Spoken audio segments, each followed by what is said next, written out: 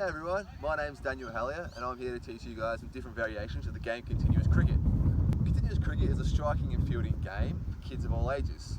So the aim of this game is to hit the ball as far away from the fielders as possible and try and accumulate as many runs for your team before the ball hits back in the stumps. The purpose of this video is to teach you different variations of the game so you can teach them to kids through ages primary school to high school.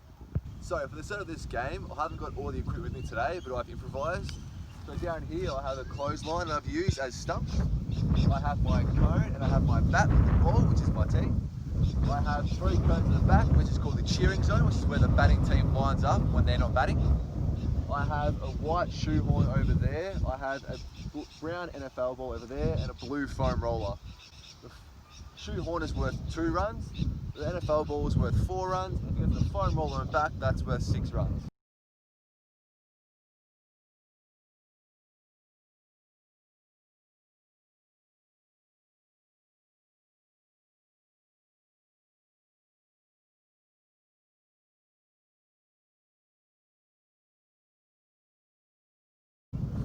I have around here my 8-metre no fielding zone.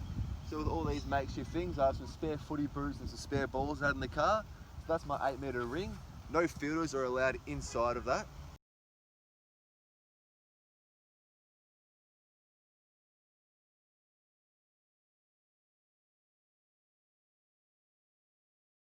So you split the teams into 2 teams, or if you have 14 kids, 7 aside. So the batter will line up and they'll hit the ball off the cone to start with.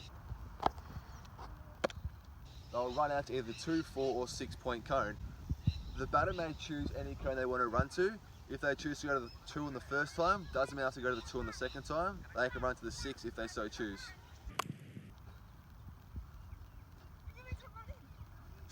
They keep running up and back to whatever cone they choose as many times as they want, but before the ball gets back. So once the ball's back to the keeper and placed on top of the cone, if they're still running back, they're out.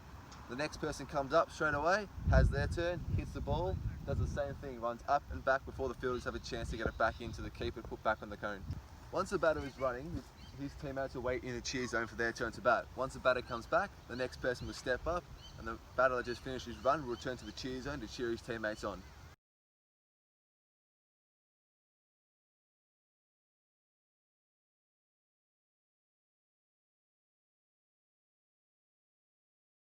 Once everyone's had a hit, they'll swap over the fielding team and they'll do 4 innings, so they'll have 4 bats each team. The total runs that they accumulate from running between the 2, 4 and 6 cone goes with their team's overall score. In the fielding team, however, if they take a catch, the batter is not out, the fielding team just gets 2 extra points when it's their turn to bat. Some questions to ask the students to get them thinking tactically about the game would be, what is the best place to hit to maximise runs? What is the quickest, most efficient way for the fielders to get the ball back to the cone to get the batter out? As well as, what is the advantage of hitting the ball along the ground? And how did you decide which cone to run to? Some different variations of this game. You can bring in a golden hitter whose runs are worth double points. You could also, if the kids are advanced enough, you can bring in a bowler instead of hitting off a tee.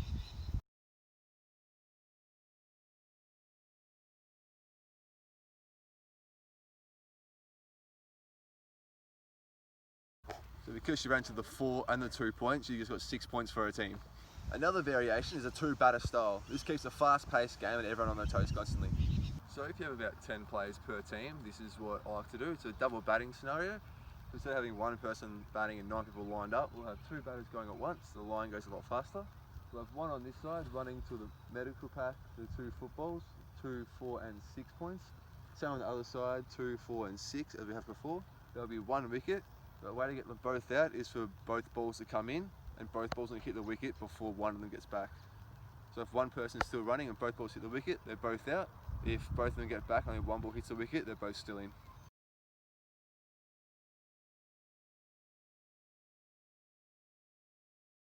Because both balls hit the stumps before they made it back, that signals both players are out. They'll move to the back of the line, the next batters will come on in.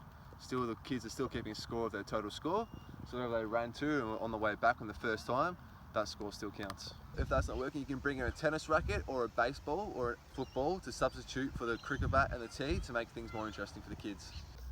So in this variation, we've brought in a baseball on a tee instead to change up the striking aspect of the game, but still maintaining the striking and fielding components.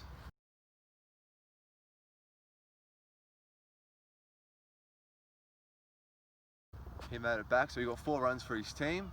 The players will be keeping track of their own score for all game as a team from the cheer squad. They will count out the score out loud. Some teaching points be, make sure the kids who aren't batting stay behind the cheer zone at all times to avoid getting hurt. Make sure the fielders are outside the 8-metre line at all times to make sure no one's copying a ball to the face. And make sure the kids keep track of the score so that way it keeps them involved and always paying attention to the game.